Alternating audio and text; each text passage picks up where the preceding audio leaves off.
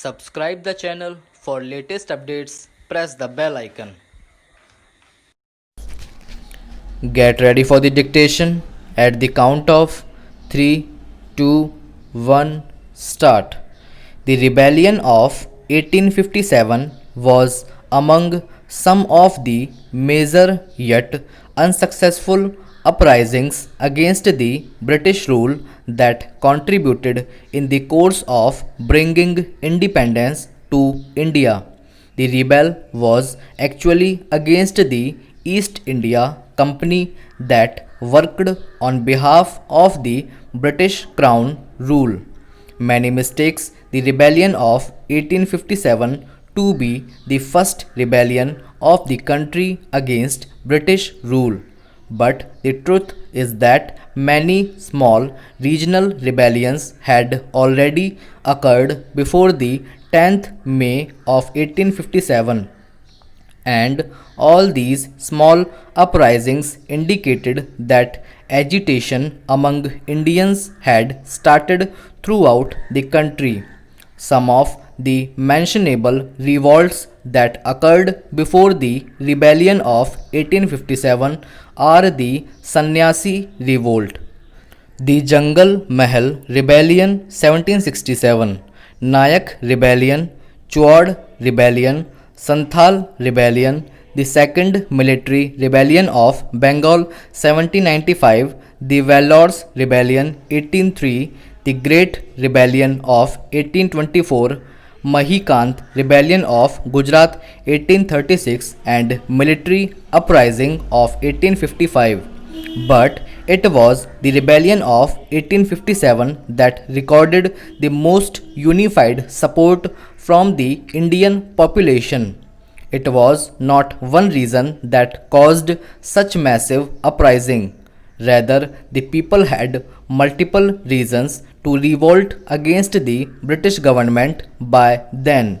Some of the causes of the revolt were the Britishers looting Indians of their rightful properties like land and imposing an excessive amount of taxes on the people.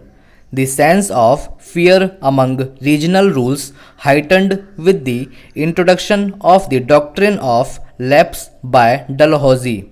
The orthodox conservative families of India were also threatened when Britishers started banning some of the then social norms. Other than this, the Indians working in the military of the British government were treated very poorly. One of the major incidents that enraged the Indian people, including Mangal Pandey and his mates, was that the British made them use cow and pig fat covered of bullets. These bullets covers were required to be broken using teeth, and the army did so. The British did this knowing that it would be going against most people's religious beliefs in India. The Britishers imprisoned those who did not use those bullets and also hanged them. Thus, such injustice gave rise to rebellions in several parts of India, and the rebellion of 1857 did start in Meerut when the arrested soldiers broke out of the jail and killed several British officers.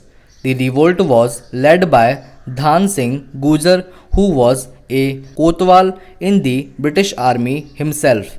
The revolting soldiers went to Delhi to spread the notion of revolt, and they succeeded in doing so because the revolt started in other parts of India as well.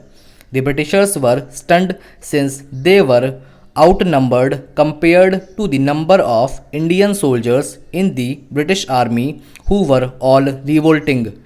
But the British government was not letting the situation get the best of them so easily, so they played dirty politics by using several tactics. Lord Canning ultimately suppressed the rebellion of 1857 It was because the tactics of the British government succeeded in creating a massacre as they lured Sikh and Madrasi soldiers in their favor.